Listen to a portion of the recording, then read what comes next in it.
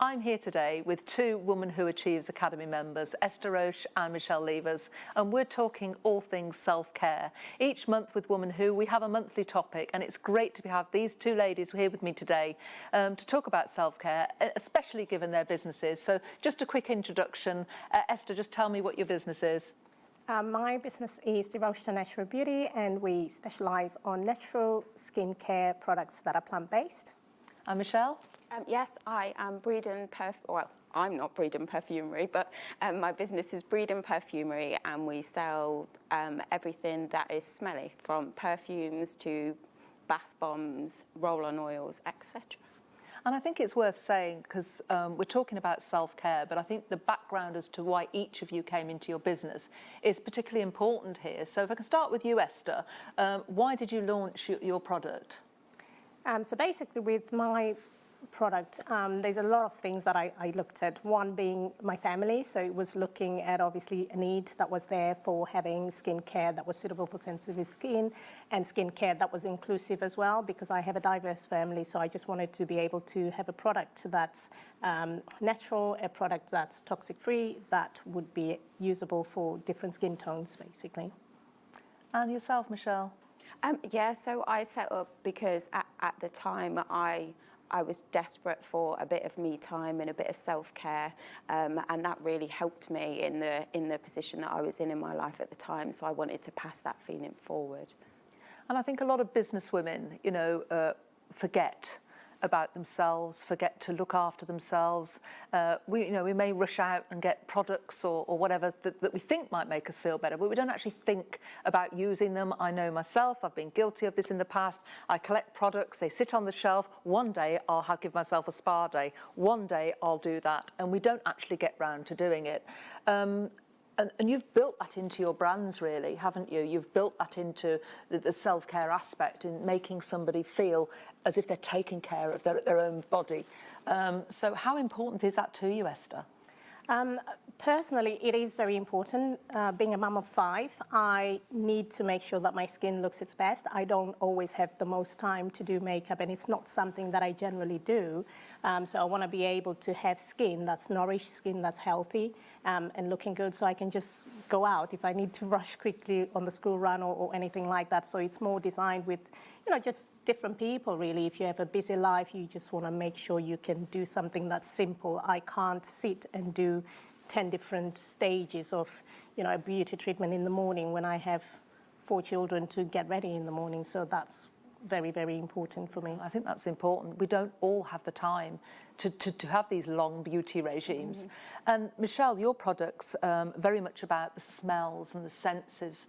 So how can women sort of embrace that and not find time to do it, but do that with limited time? Yeah, I think it's really important to, even if it's just a fragrance that you enjoy, there's nothing better, I don't think, regardless of what you're wearing, regardless of how you feel that day, just a spray of your favourite scent, or a scent that invokes some positive memories for you. Even if you're walking down the street and you have perfume on, if someone comments on that, it makes you feel great. And you're like, if someone says, "Oh, your perfume's nice," you're like, "Oh, thanks." And it lifts your mood, and it makes you feel better as well, I think. So I think scent is really important and very evocative. And we've recently come through a pandemic which is totally unprecedented, and nobody knew what to expect. And I think myself, one of the things that I did even before I went on Zoom every day was I made sure my face looked okay. I always wore my lipstick, and I always put my perfume on, and people thought that was really bizarre, but actually it was the way it made me feel. Absolutely. And I think emotionally and feelings are really important to how we present ourselves, but also how it makes us feel on a day-to-day basis. Mm-hmm. Do you find it gives you a lift looking after your self-care? I would say absolutely. Even like you say, just a small spray of perfume. But I think self-care goes a lot deeper than that. It can be anything that you enjoy. For example, if you enjoy reading, sit and plan some time to read a book for 5 minutes. Like Esther, we're both mums, and it's very much like you have to factor in that time so that you're not just carrying on. You need to set that time, even if you go for a walk. every single thing that you can do for yourself is self-care, regardless of whether it's products or just the changes you can make in your daily life. Yeah. And Esther, you know, you're a mum of 5, you're running 2 businesses, there's a lot of juggling going on there. How do you look after your self-care? So for me personally, I do have certain things that I do with the family, but believe it or not, I'm actually really passionate about my allotment. So I tend to take that time out for me because I can switch off from everything that's going on around me, and I tend to go for a lot of walks as well. So it's just connecting with nature and just switching off and just being able to think really and just focus. So that's my main one that I do, but there's other things that I like doing, like swimming, but it's anything that you can do for yourself to get out. It doesn't always have to cost money to self-care because it comes in very, in different aspects. So it's even things like physical, just taking a shower is self-care, just brushing your teeth is self-care. So it's just doing those things that make you feel good, make you have your confidence to carry on a day-to-day basis. Mm-hmm. And I think a lot of people don't appreciate, we were given a gift maybe during the pandemic, because the first lockdown, I remember, there were so many people out walking because we were told we could exercise once a day. And even those people that had never exercised, because they were told they could only go out once, they went out once. Yeah. And the streets were lined with people just walking. Mm. And I don't know whether you noticed, but you know, you could hear sounds because there was no traffic, there was no aeroplanes, and you could hear those sounds, and we became more appreciative of what was around us. Mm-hmm. So, you know, I want to share some top tips with our audience here. Michelle, could you share some top tips with our audience and perhaps some of the things that you do? Yeah, sure. I mean, I like to, as sad as it sounds, I like to sit and have a cup of tea and just spend time with the kids, even if it's like just for 10 minutes a day. I do love to go for walks. I'm really fortunate where we live at the moment that there's plenty of open space that, you know, we can go for walks. I just like, I don't know really, I would say I just like to, you're going to think I'm crazy, but I like to go outside sometimes on my own for 5 minutes and just listen, like be in the moment, hear what I can hear, and feel what I can feel. Even if it's just the sound of the birds for 5 minutes, it really brings you back and makes you present in that time, and it can really, really do a lot for resetting your mind. That's really good insight there. Esther, what about you? So with me personally, it's being a mum of 5. I'm always, there's loads of activities that we get to do with the children, but you know, we do little pamper sessions just on our own at home with the children. But I personally like to have a simple skincare regime, and my products are just that, because you don't need to do an awful lot. It doesn't take a long time, and it's a quick process where it'll take you 3 minutes to go through. You know, if you need to double cleanse, it's using the cleanser, then using the face wash, and then moving on to the face serum and the moisturizer. So it's just incorporating that, which doesn't take a long time, especially for busy mums or dads that like to use the products. So because it is inclusive. And I think, you know, it's important to have, everybody has a different choice of regimes and products and things that make them feel good. Has there ever been a time when you haven't taken care of yourself or practiced self-care and it's been damaging, you know, on yourself? And myself personally, I was racing around doing everything for other people, and then suddenly, you know, I broke my ankle. Yes, I started a business out of it, but I actually suffered and realised when I stopped that I wasn't practicing any self-care at all. And I reached that breaking point because I was trying to please everybody else and doing so many things for others that I forgot to take care of myself. Have you ever been at that breaking point?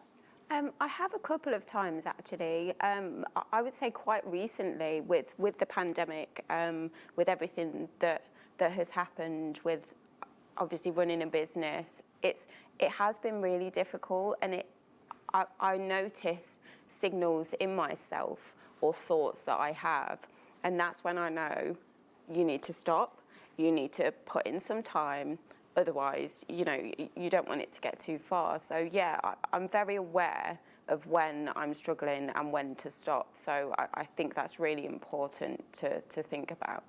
And it is about recognising those signs, isn't it? And I know now sometimes I'll step back and I'll say to people, I'm just sorry, I need a week out, or I need some time out for me. I just need to regroup with myself and just do those things for me, because you realise and you recognise and you've got those coping strategies. What about you, Esther? Have you ever been at that sort of breaking point?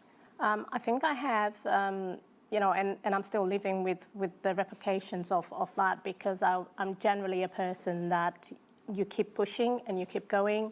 And I've had quite a lot of responsibility other than just my business, you know, family and everything else. And I got to a point where up to now, I still don't know what condition I have, but it's a neurological condition where I get numb on like my left side of my body. But as a result of that, it's helped me to slow down and to stop, and to also ask for help, because you have this thing in you where you think, oh, I can do it. I don't need help, and I'll keep going. But you know, you definitely need to get to a point where you can ask for that help and just say, you know, as you just mentioned there, I'm going to take a little bit of time out, and I just need a little break for myself. So it's finding things that you can do for yourself. Like I said, it doesn't have to always cost money, even if it means you're going to relax in the bath for, you know, half an hour or whatever. Just give yourself that time for you to just switch off the social media and all those kind of things that can distract you basically from just having that relaxation. I think is really, really important. I think that's so important, to get away from the screens, you know, get away from social media, get away from your mobile phones, your tablets, your laptops, your PCs, TVs, all those things. And, you know, I think, Esther, you mentioned earlier on, go and take a shower. You can't take those things in with you. Find activities, swimming, all those activities where you can't take those gadgets and things with you, and give yourself a break. And I never take my mobile phone now. I probably should for safety reasons, but I don't take my mobile phone out when I go for a walk, because I find then I can't get interrupted. And there's no temptation to just phone somebody. So, and I actually appreciate the surroundings I'm in. So there's all sorts of tips, tools and techniques we can practice on self-care. And I know, Michelle, you obviously sell a lot of products that can help people with their self-care regime. Just give us an example of something that somebody could do. They could run a bath, pop a bath bomb in. They could use, like was so instrumental for me, they could use one of our body lotions. They could, another thing of self-care I really believe is bringing joy to other people. They could buy a gift for somebody else. That makes you happy. That releases endorphins. That's really important. Even, I know it's not product-based, but even just laughing, it's so therapeutic. And yeah, I think there's so many ways that you can practice self-care, and it's not difficult for everyone to do that. Like Esther says, you don't always need money to be able to practice things like that. Okay, so if you could leave our audience with one final tip on self-care that they could take away with them today, what would that be, Michelle?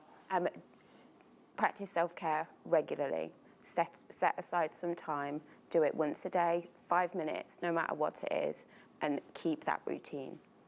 Esther? I would just say that it's, you know, it is important that you do take that time out, like Michelle says, and it's, it doesn't have to cost the world. It's just giving yourself that little break and knowing when to stop if things get a bit too much, but not waiting until that stage when it's too much. You just have to listen to your body and do what your body is telling you, and reach out for help if you need any support at all. Well, thank you, ladies, and thank you to Esther Roche and Michelle Leivers, Academy members who have been sharing their tips on self-care. I really hope that you enjoyed it and can take something away and realise the importance of practising self-care for yourself.